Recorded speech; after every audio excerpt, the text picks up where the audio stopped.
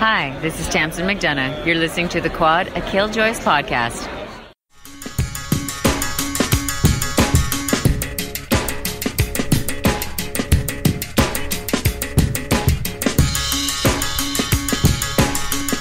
You're listening to The Quad, a Killjoys podcast. My name is Chris. And I'm Annie. And I'm Stephanie. We are talking about the 9th episode of Killjoy Season 5, Terraformance Anxiety. While we will talk about anything and everything from that episode, there won't be any spoilers for future episodes. So let's get started with our reviews. I like this episode for more of its quiet character moments, despite all the planny, shooty, not quite stabby stuff. There was no stabby stuff. But, actually, there was with Fancy. But anyway, there were a lot of good scenes in here, like the scene between Fancy and Garrett, and the scene where Dav finally tells Dutch his feelings in the middle of a firefight, of course. And I did like the shooty scene with Dutch and Johnny, though, because I'm going to miss that part of their partnership when it ends, since he's going on sabbatical, assuming that everybody survives. But, Shut your mouth, Annie. I was thinking it, but I wasn't going to say anything, but well, yeah, anyway. But, I like this episode just for its quieter moments in between all the shooty stuff. Yeah, I agree, Annie. I also really enjoyed the character beats, especially, as always, really, let's be honest. But yeah, I got weirdly emotional during that scene. I mean, I think we were supposed to. During that scene of Dutch and Johnny, like, doing their thing in slow motion with the good lighting. And I was just like, I got so emotional. And I mean, clearly they want you to, because it's in slow motion with the good lighting. I really want that to be a song title now, Chris. Like, somebody just write this really great epic song about a wonderful friendship, and it's called In Slow Motion with the Good Lighting. I mean, somebody should. You're right. Somebody should write that song. Listeners, if any of you are musicians, there's a suggestion for you. Please do that, and then send us a link to your SoundCloud. But we will only be happy if you film the music video in a sleeveless shirt. You should know this already if you've been listening to us. Because we are against sleeves on the Quad here. We always have been. But, let's see. So off track. I'm so distracted now by the sleeveless talk. I also enjoyed that Dutch and Johnny were sort of giving each other a hard time about stuff, like old times, and again, alluding to this, maybe Johnny does have a crush on the warden. Oh, Miss Warden, can I put my missiles in your cargo bay? Or I'll say missiles again. It's so sexy. Just missiles. She also said anti-clockwise, and I about fainted this episode. Yeah, it was kind of great. Oh, I know what I was going to talk about. Dutch and Anila have reunited, and I got really excited. I was like, why does Hannah John Common have such good chemistry with herself? I thought they were going to make out again, but I thought they were going to make out. Didn't it seem like they might make out? There was so much touching, and I was like, was there so much touching when they were together before? It's been so long. It was so weirdly intimate and really cool. It's true. And that ending with the mirror cube showing up on the Armada, and what? I know, but you knew Jack wasn't just going to be able to weather the fight in the cube. He was going to come back somehow, but yeah, it's concerning. But then it's like, well, Anila's the one who wanted him to be in there. Is this part of Anila's plan? Because I'm thinking it is. Yeah, that's a good because point. They was sending out a signal, like, almost intentionally for the Armada to pick up. So I'm hoping it's part of a bigger plan. And I actually wonder if it might be part of Jack's plan, because I could totally see him going rogue, with his future vision abilities, and maybe he thought that this was the best course of action. He looked very sleepy, however, so I kind of nixed that idea, but who knows? Yeah, you're right, though, because Dulcea did say something about how Jack wasn't happy to be put in the cube. Mm-hmm. Mm-hmm. So, and I mean, it would be such a Jacoby thing to do, to be like, I can't sit this one out, I have to go save my family. Right. So, Here I am on a platter. yeah, I could see either of those things being the case, though, because, you know those Kinrits and their plans. Plans. Plans. What do you think, Stephanie? I really like this episode. I thought it was a great ensemble piece. Like, I felt like so many characters got really good moments along the way, even though, I felt like the main plot line, it didn't really matter as much. It was just kind of getting us from point A to point B. It was so chock full of good character stuff. Like, that's what you were there for anyway. Us. So... So I did, however, like that the plot ended up being a little bit more complicated than maybe expected. But again, I just really liked all the character beats. I thought Fancy had really great ones. I loved him getting so annoyed with Johnny and his bad fishing metaphors. I have also never fished a day in my life, so yeah, I wouldn't know the paddle from the bait or tackle. What did you say? Whatever. We don't have the bobber, but we still got the oar? What does that mean? Yeah. Who knows? We can beat somebody with the oar. With the bobber, you can't really do much. Maybe flick them in the eye, and that's painful. But or you got a real weapon. I've not beaten a fish to death. I feel like I should clarify. I mean, I wasn't thinking it until you said it. Yeah, and then I was like, wait a minute, that sounds so strangely violent and potentially within your realm, Stephanie. I don't know. Just Oh my. No. Yeah. And of course, it was great having Garrett get involved in a plan and seeming to screw up, but really kind of playing his part. And I don't know. Okay, Garrett is a sweetheart. And I kind of liked that it came down, he was feeling so guilty. And I was kind of like, Garrett, why are you feeling so guilty? Like, nobody has really given you a hard time besides Pree a little bit. And so I liked the talk that he had with Fancy, where Fancy's like, dude, you need to forgive yourself. Like, thank you. I also appreciated with Garrett that he mentioned that Klein was sexy Klein. And I was like, he's totally Garrett's type, right? He's like this very elegant, well-dressed man. Like, of course Garrett's like sexy Klein. You're not wrong. Right?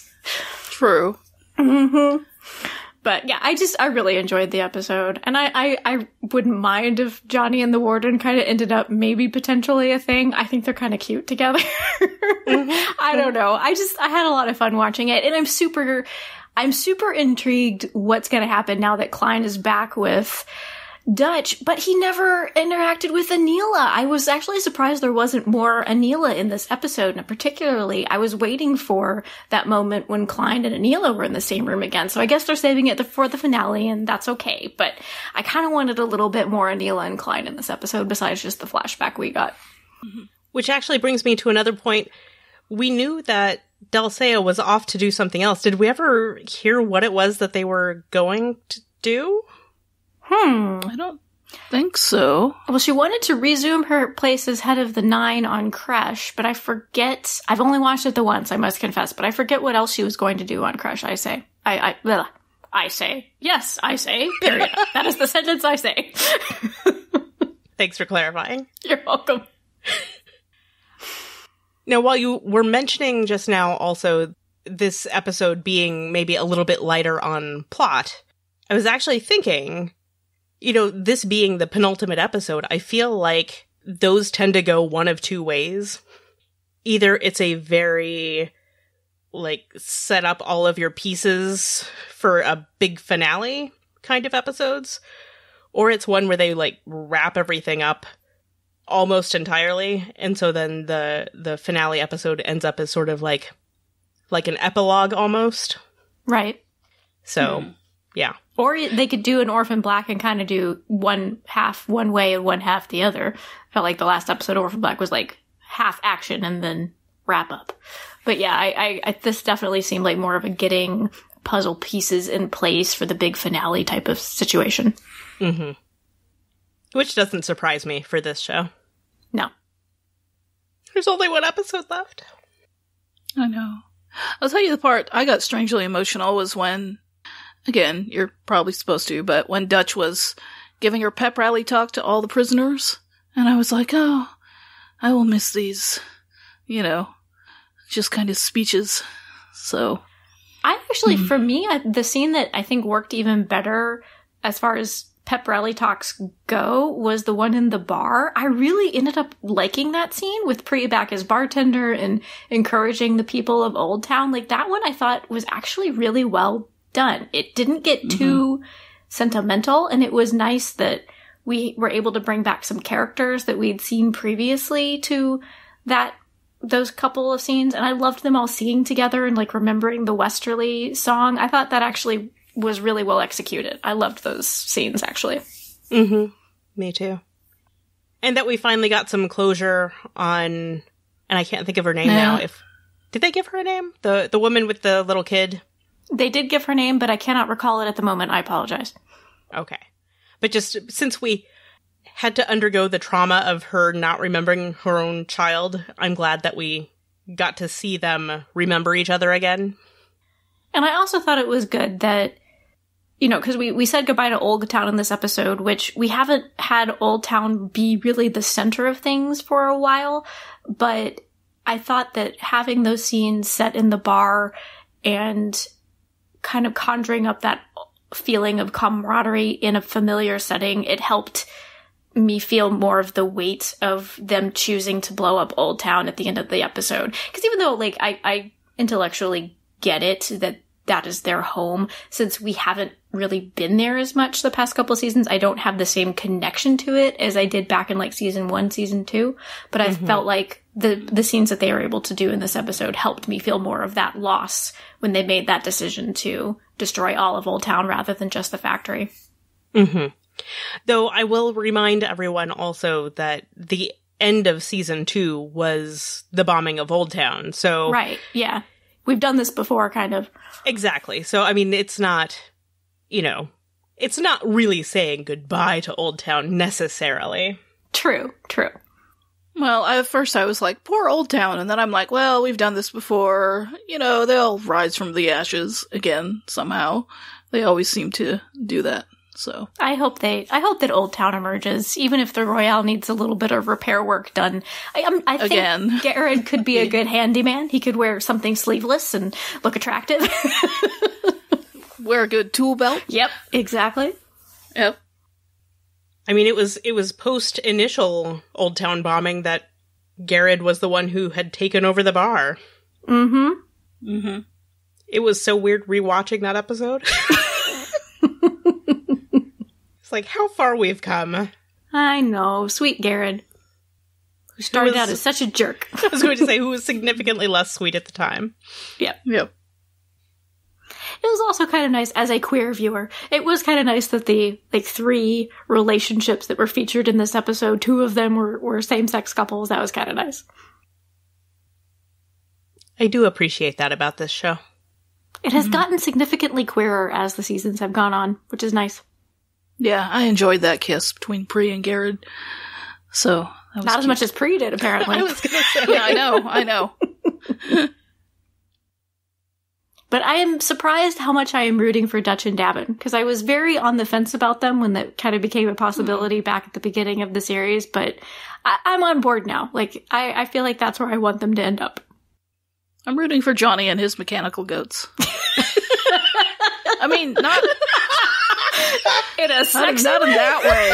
No, not for once. Coming from me, not in a sexy way. Just for him to go off and realizing what she just said. I know. I mean, him and the warden, yeah, fine. I prefer the warden with Dutch, but that's just me. Honestly, if you gave me any character on the show, I would say, like, yep, it'd be hot if it was with Dutch. Like, I mean, I feel like the show thinks that too. I know. Aneela and Dutch, maybe. So confusing, so hot. Taking sister wives to a different level.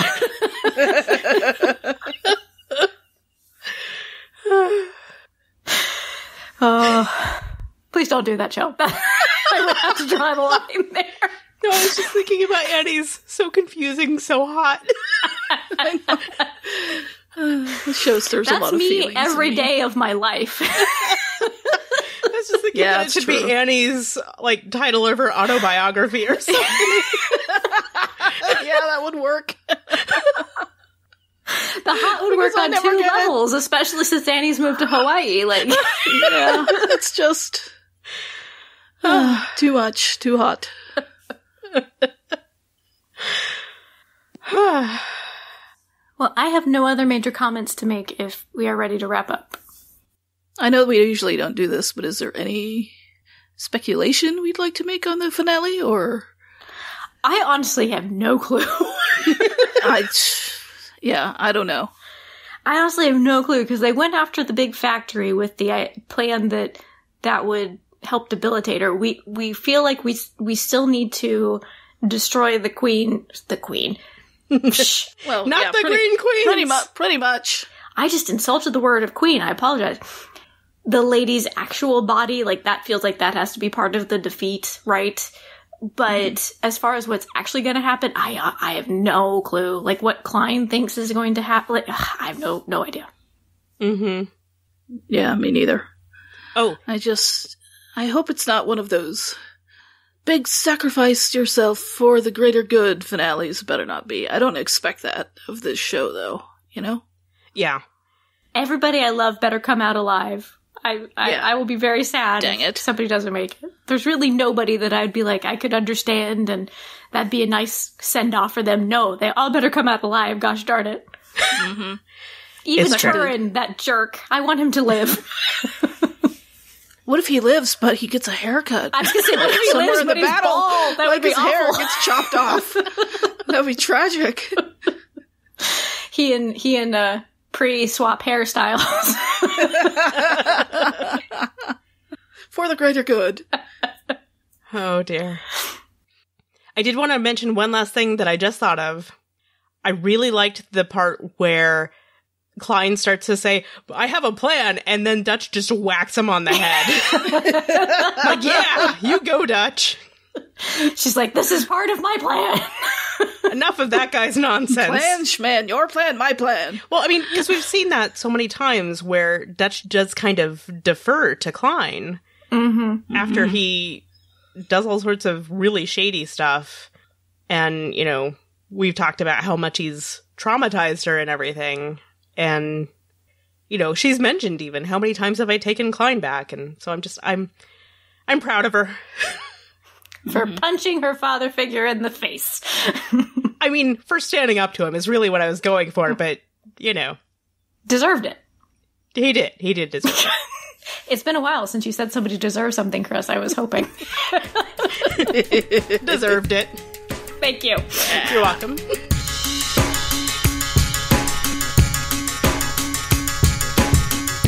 We'd love to hear your thoughts about this episode of Killjoys. You can send them to us at killjoys@askgenretv.com. We like getting voice messages too, which you can send us in a couple of ways. Record a voice memo on your smartphone and email it to us, or call our listener voicemail line at 972-514-7223. Follow us on Twitter or Tumblr at Killjoys Podcast. The Quad is part of the Ask Genre TV family of podcasts. To find our other podcasts about Lost Girl, Orphan Black, and some other shows, please visit our website, askgenretv.com. Thanks for listening. We'll see you in the Quad for one last episode.